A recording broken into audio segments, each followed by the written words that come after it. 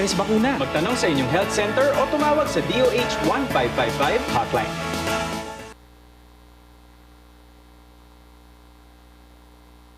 Magulo, walang direksyon, at nasa isang madilim na sitwasyon po ako palagi.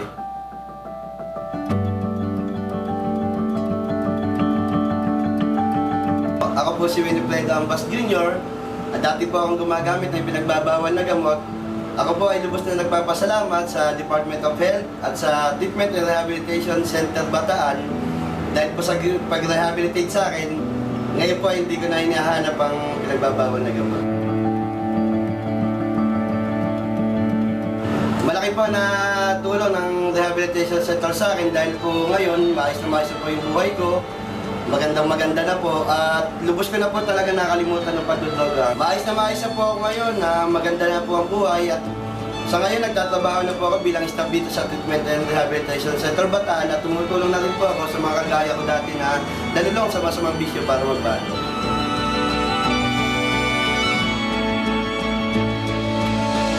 Yung sa mga gumagamit po ng pinagbabawal na gamot dyan, tigilan nyo na po. Wala pong magandang idudulot sa buhay nyo yan. Puro problema. Ito lang po ang inyong tandaan. Sa bisyo, wala kang panalo.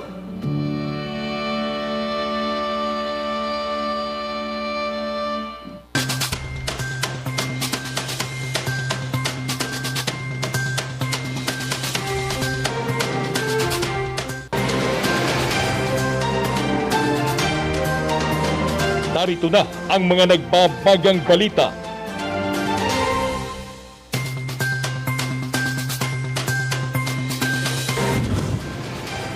Baguio City, nakitaan ng severe outbreak ng COVID-19. Vigan City, Ilocos Sur, bukas pa rin sa mga turista. Bilang ng mga turistang papapasukin sa lungsod ng Baguio, mananatili sa 4,000. Ligtas na balik eskwela, patuloy na panawagan.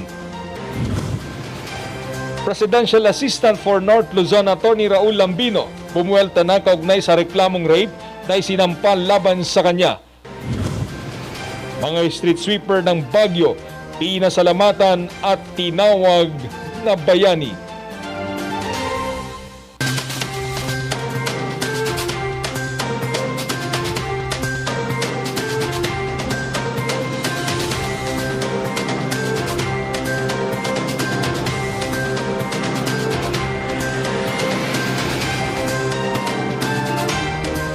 Live from the studio of RNG Luzon, this is Luzon Headlines.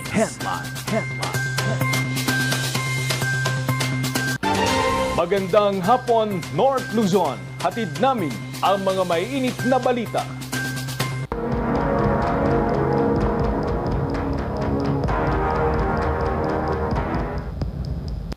Nakitaan ng severe outbreak ng COVID-19 cases ang lungsod ng Baguio. Ayon na rin sa UP Octa Research Team. Ipinagkibit balikat naman ito ng pamahalang lungsod. Nagbabalita, Charles Limon. Papalo na sa 37,661 ang kabuuang kaso ng COVID-19 sa lungsod ng Baguio. Magkakasunod kasing pumalo sa 500 kaso ang naitala kada araw. Ayon sa bagong pag-aaral ng UP Octa Research Team, nanguna sa mga highly urbanized cities sa buong bansa ang Baguio sa may pinakamataas na porsyento ng ADAR o Average Daily Attack Rate. Sa Twitter post ni Dr. Guido David ng UP Octa Research Team, sinabing pumalo ang ADAR ng lungsod sa 152.93%. Ito ang porsyento ng pagdami ng mga kaso ng lungsod sa loob ng isang araw. Pumangalawa dito ang Iloilo City na nakapagtala din ng severe outbreak at NCR na very high outbreak. Pupunta nga ako sa CAR bukas para makipag-ugnayan kay Mayor Magalong at intindihin kung bakit sumisipa ang kaso sa kanyang lugar at ang CAR katulad ng Kalinga, Ifugao, Mountain Province at then sa Kabisayaan naman ang Northern Samar. At titingnan din natin, pupuntahan din namin ni Secretary Vince Dizon ang Secretary Berna, ang Cebu and Iloilo na kung saan ay sumisipa din ang mga kaso. Ang positivity rate natin ngayon is nandito tayo sa 43. Pero ayon sa pamalang lungsod, bumubuti na ang sitwasyon ng lungsod. Nandito na tayo sa, right now, ang total number of cases natin is 3,691. Active yan, ano? At yun dun sa kwan natin, halos nagplateau na rin yung number of, yung occupancy natin. Nag-average tayo doon sa mga 73% sa occupancy ng mga kwan natin, yung mga LGU managed quarantine and isolation facility. By second week of February, baka makakita tayo ng town trend. Huwag lang tayo magkaroon ng saddling. Nagkaroon tayo ng saddling nung itong second week of January, pero bumaba pa rin uli. Bumaba uli yung ating case, yung ating reproduction number. Kaya pa naman daw ng mga isolation facilities ng lungsod ang dami ng mga kasong naitatala. Karamihan pa rin sa mga positibo ay asymptomatic o mild at naka-home quarantine. Titignan pa ng Department of Health ang ibang mga aspeto sa severe outbreak ng lungsod. Samantala, umiiral pa rin ang Alert Level 4 sa Ifugao, Mountain Province at Kalinga alinsunod sa deklarasyon ng IATF noong Biyernes. Bilang paghihigpit, limitado ang paglabas ng mga menor de edad at mga matatanda na may mga karamdaman sa Mountain Province. Limitado rin ang kapasidad sa pagtitipon, mga establishmento at mga skeletal force ng mga opisina. Tinitignang ipagpaliban muna ang pagbubukas ng limited face-to-face classes sa rehiyon sa Pebrero. Sa ngayon, nasa critical risk level pa rin ang hawaan sa buong Cordillera. Nasa alert level 3 naman ang probinsya ng Abra, Apayao, Baguio at Benguet. Charles Nicolimon para sa Luzon Headlines. Bagamat nasa Alert Level 3, pinapayagan pa rin ang mga turista sa Vigan City, Ilocos basta't sundin ang health protocol at magpakita ng mga kaukulang dokumento. Ang detalye hatid ni Hannah Ganto. Bukas pa rin sa mga turista ang Vigan City na kabilang sa 7 Wonder Cities of the World matapos i-anunsyo ang Alert Level 3 sa probinsya. Ang Alert Level 3 ay epektibo mula January 16 hanggang January 31 kung saan limitado lamang ang mga pinapayagan sa mga pasyalan. Para makapasok sa probinsya, valid ID, vaccination card at ESPAS ang kailangan. After over 2 years of being in the pandemic, I'm eager to travel na. So when I knew that Ilocos is open for tourism, I was very excited, and now I get to experience the very famous Calle Crisostomo. Isa sa patok na pagkain na matatagpuan dito sa Vigan City ay ang kanilang empanada.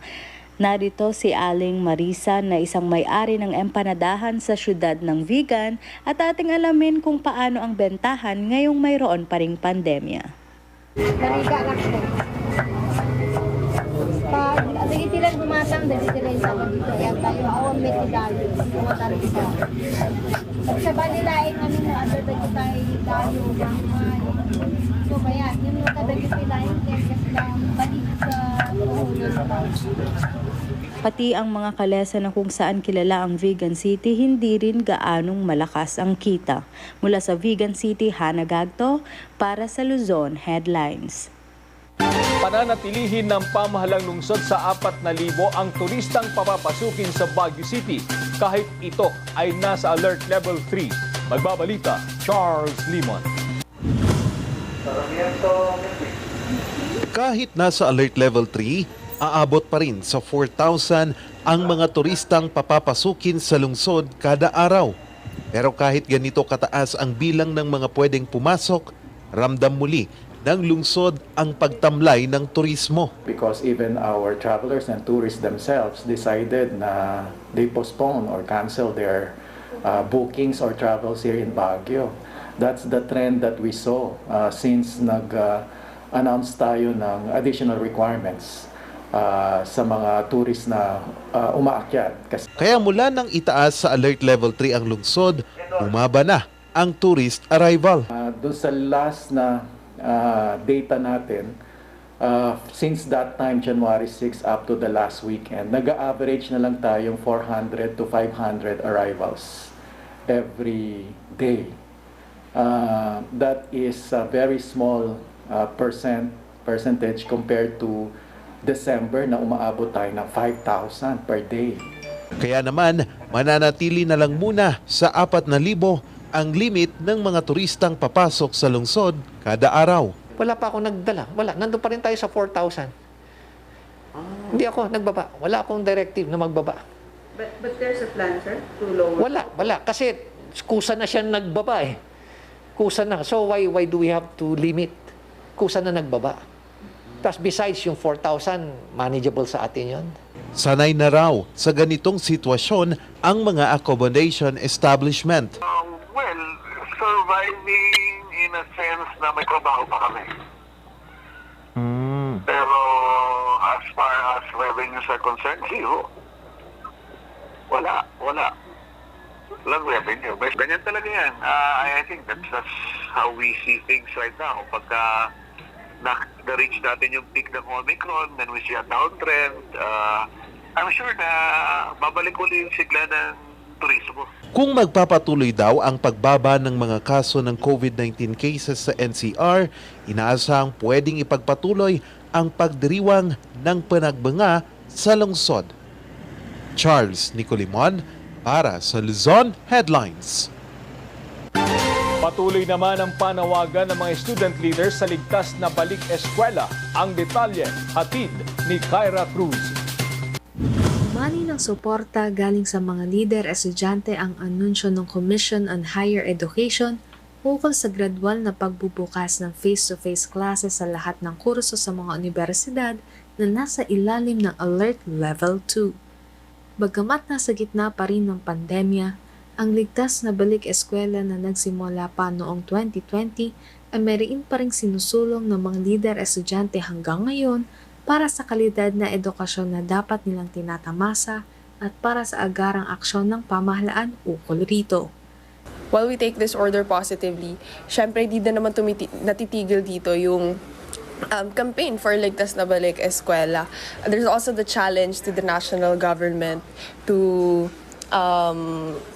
likewise prioritize the safe school resumptions and also to provide adequate funding para sa mga state universities and colleges to make this happen.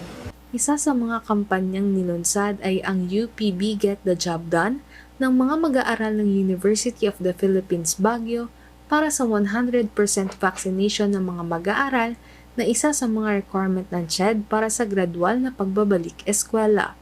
Ligtas na balik eskwela! Ipaglaban! Kyra Cruz para sa Luzon Headlines. Kyra Cruz, News Force North Luzon. Susunod, Presidential Assistant for North Luzon, Attorney Raul Lambino, bumuwelta na kaugnay sa reklamong rape na isinampa laban sa kanya. Iyan at iba pang balita. Abangan!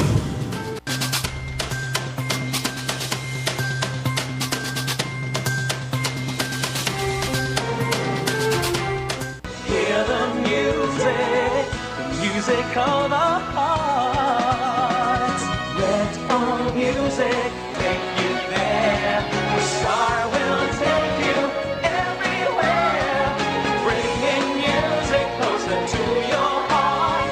The star will take you there.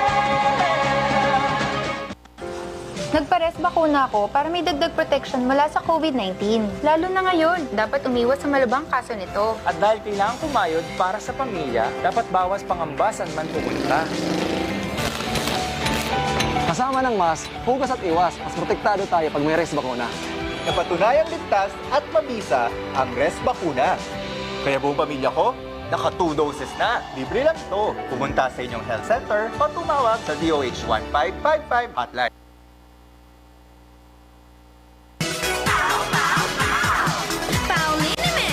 Masakit ba ang likod, ang kasukasuan? Namimitig o masakit ang iyong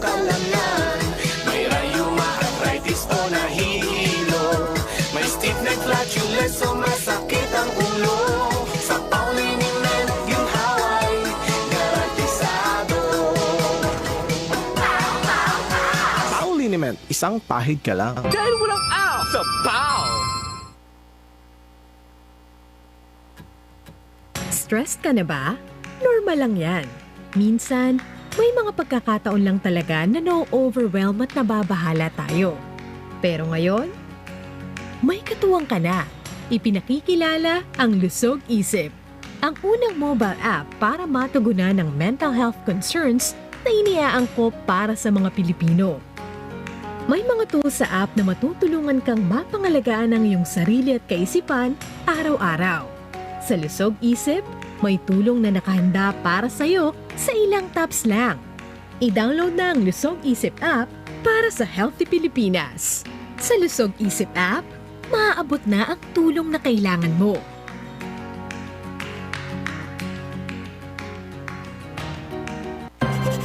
Kapag labis pong nainitan o nausukan ng mga linya, tore at mga materyales na nakakabit dito, maaaring magdulot ito ng pagkaantala sa daloy ng kuryente. Bukod sa apoy, ang usok mula sa pagsisiga ay nagiging dahilan para ma-ionize ang hangin sa paligid ng linya ng kuryente. Ang mismong hangin ay pwedeng maging konduktor ng kuryente sa pagitan ng mga kable. Ang usok ay maaaring daluyan ng kuryente papuntang lupa at maging sanhi ng brownout. Ang paalalang ito ay mula po sa NGCP.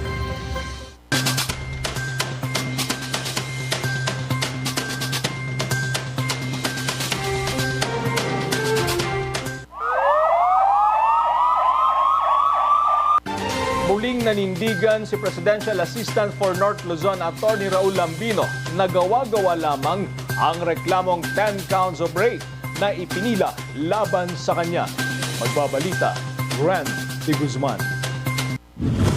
January 4, 2022, inireklamo sa Office of the Deputy Ombudsman for Luzon ng nagngangalang Rowena Tabano, 17 taong gulang, si Attorney Raul Loyola Lambino ng 10 counts of rape, child abuse, abuse of authority, grave misconduct, dishonesty at oppression.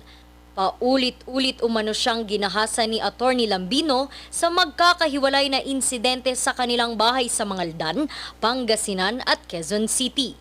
Sinampahan din niya ng kasong serious physical injuries at administrative case for grave misconduct, oppression, and abuse of authority ang may bahay ni Attorney Lambino at kasalukuyang mayor ng Mangaldan na si Marilyn de Guzman Lambino.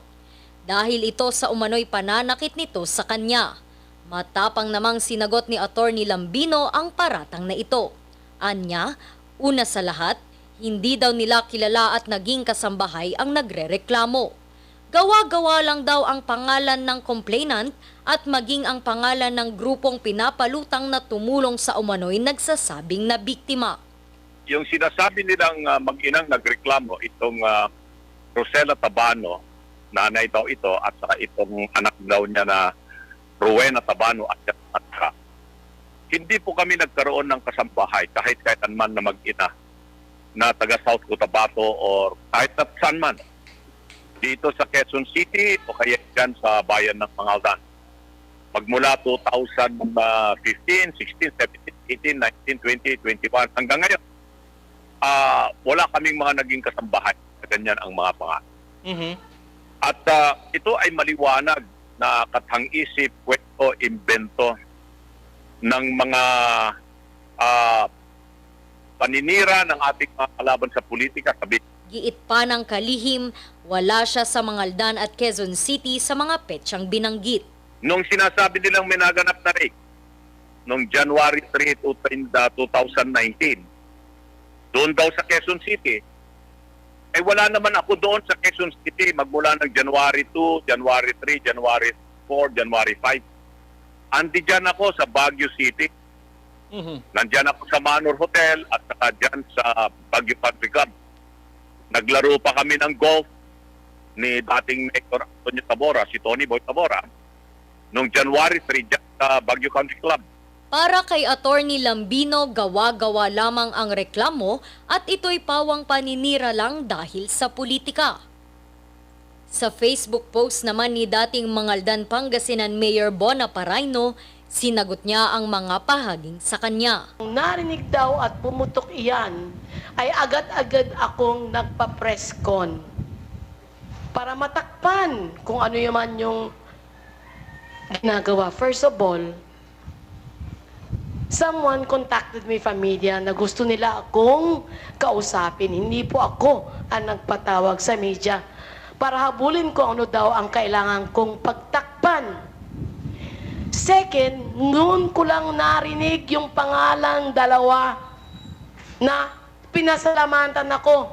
Pero sa isang dyaryo, wala akong pangalan. Yung isang kinakalat sa social media, may pangalan ako. Kaya, sabi ko nga, I always say na dapat sana pag sila ay nagsalita at nagsabi yung katotohanan lang. Huwag mong pipiliin kung ano ang gusto mong paniwalaan. Hinahanda na ng kampo ng mag-asawang Lambino ang mga kasong isasampa laban sa ilang personalidad na nasa likod ng anilay paninira sa kanila. Rendy Guzman para sa Luzon Headlines.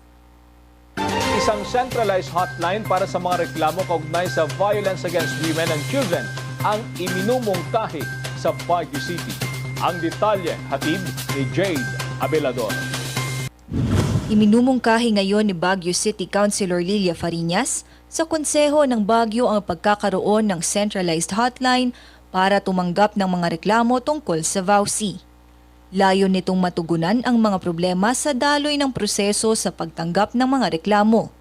Sa kasalukuyan kasi, para makakuha ng payo o tulong, kinakailangan pang pumunta ng mga biktima ng VAUC sa Barangay VAUC Desk, sa City Social Welfare and Development Office o sa sinumang miyembro ng Local Committee on Anti-Trafficking and Violence Against Women and Children.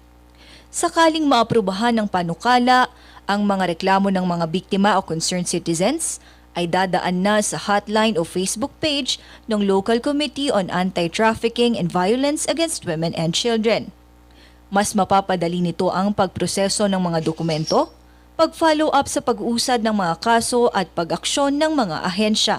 Ikinatuwa naman ng ilang mga kababaihan at naging biktima ng VAUC sa Baguio City ang iminumungkahing panukala. As a past victim of violence, I think it's a good idea to have hotline numbers and also in creating accounts on social media platforms. With this kind of technology we have, we could help other women and children who are experiencing these kinds of stuff. It will be easier to women and children who are scared to reach out with the people who are around them, especially the abuser. It will be easier for them to talk to professional people and ask for advices with these kinds of stuff. I think Councilor Fariñas' proposal is a great idea. I think it is efficient and it would be easier for the victims, specifically women and children, to raise their concerns and complaints without having to go through complicated measures. So I am very happy to know that the city is thinking of more ways to help them. Aprobado na ang iminumungkahing panukala sa first reading at ipinasa na sa Committee on Social Services, Women and Urban Poor. Jade Abelador para sa Luzon Headlines. Pinasalamatan at tinawag na bayani ng Baguio ang mga street sweeper ng lungsod. Hiling lang nila ay madagdagan pa ang kanilang benepisyo. May kwento po si Rendy Guzman. Alas 6 pa lamang ng umaga ay nasa Burnham Park na si Marites Banson.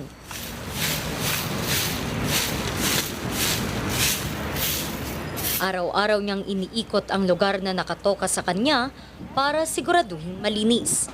Isa lamang siya sa mga tinaguriang Heroes of the Street. Malaki raw ang parte nila sa muling pagkakasungkit ng Baguio ng Clean Tourist City Award. Flattering pero for me talagang trabaho lang.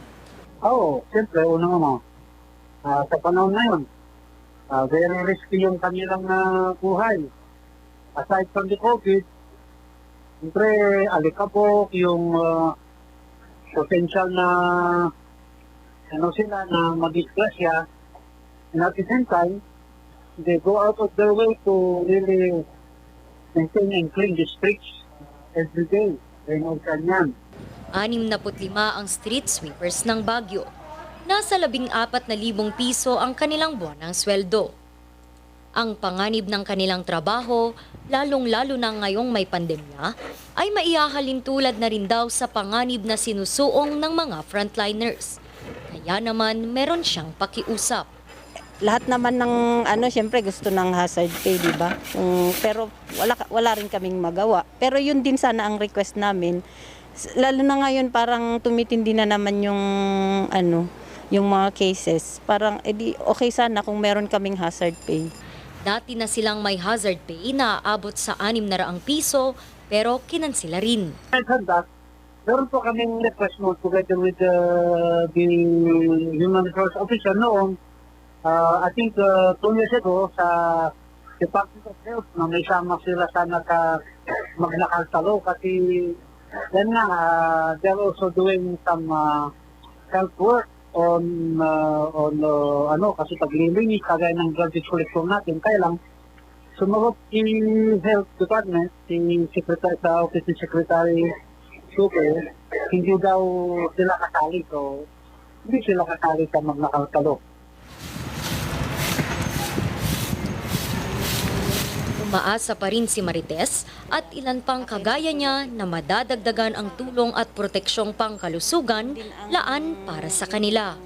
Rendy Guzman para sa Luzon Headlines. Din ang namin siyempre lahat ng yung mga mask.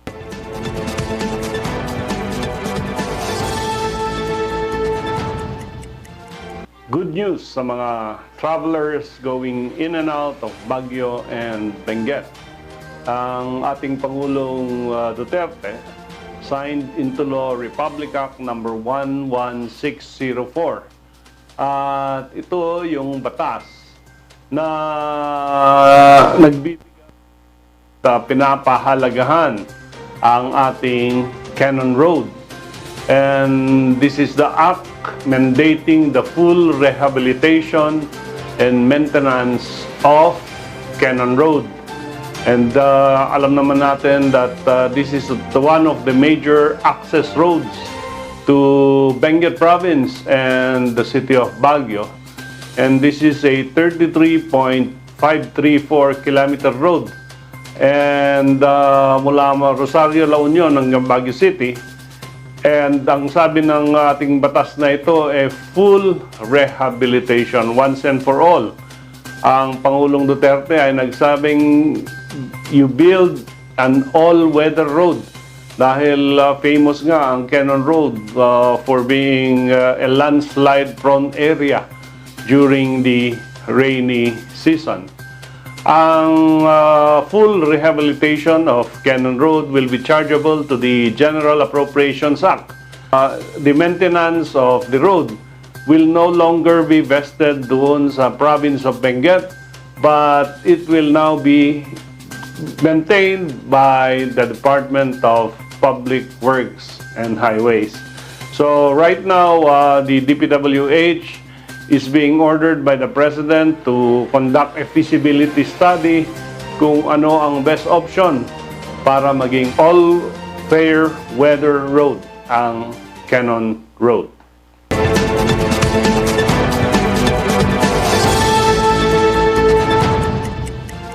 Ang bahaging ito ay hatid sa inyo ng Pines Estate and Gaming Corporation. Pagbuo ng Baguio City Historical Research Council, aprobado na. Ang detalye, susunod na.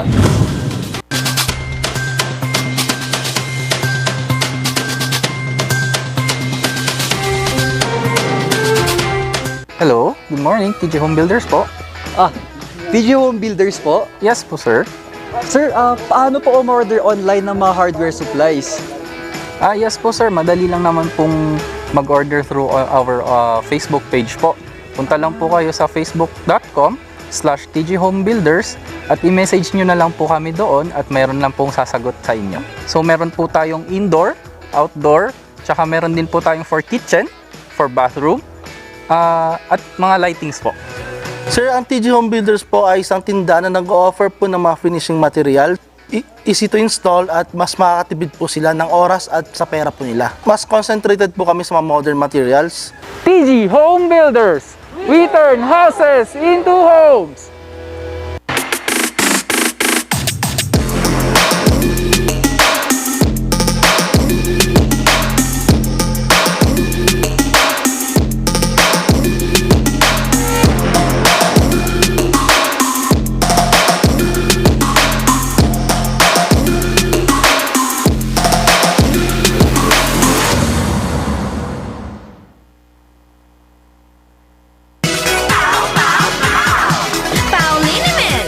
Masakit ba ang likod, ang kasu-kasuan? Namimitig o masakit ang iyong kalamnan? May rayuma, arthritis o nahihilo? May stiff neck, flatulence o masakit ang ulo? Sa Pauliniment, yung haway, garantisado. Pauliniment, isang pahid ka lang. Dahil walang out sa PAW! Pagplano ng pamilya, hawak ko sa iyong kamay. Kaya pumili na. Hindi na ako matatakot. Dahil handa na ako. Kayang-kaya mong gawin lahat ng iyong hiling. Sa tulong ng family planning.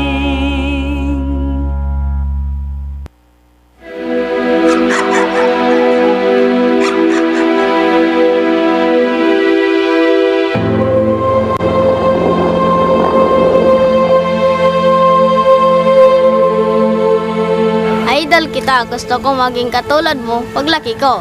Ang mga pangarap mo, kayang-kaya nating tuparin dahil lahat na ginagawa natin ay para sa mga kabataang katulad mo.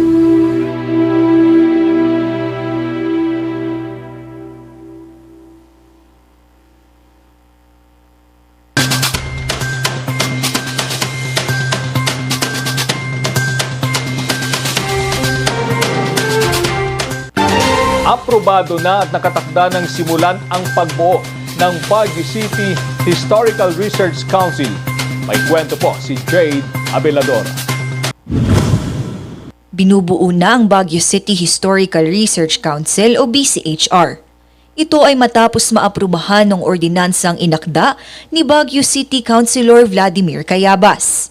Ang BCHR ay may tungkuling ipunin ang mga mahahalagang kaganapan patungkol sa kasaysayan ng lungsod ng Baguio.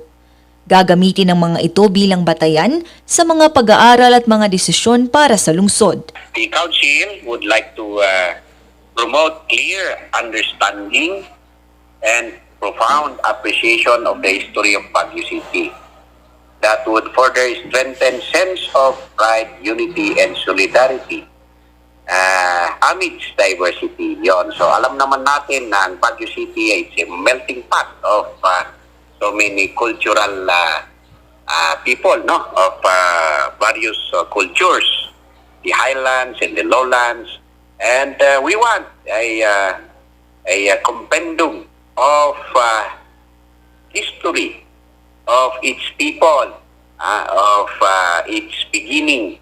Layunin din itong itama ang mga maling datos tungkol sa kasaysayan ng lungsod mula sa anumang anyo ng historical revisionism.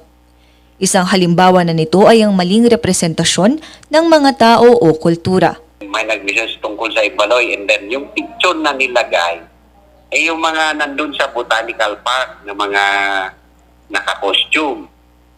Ang costume nila, hindi naman costume ng Ibaloy. Costume ng mga Mountain Province at Ifugao. So, yung mga kwan, no?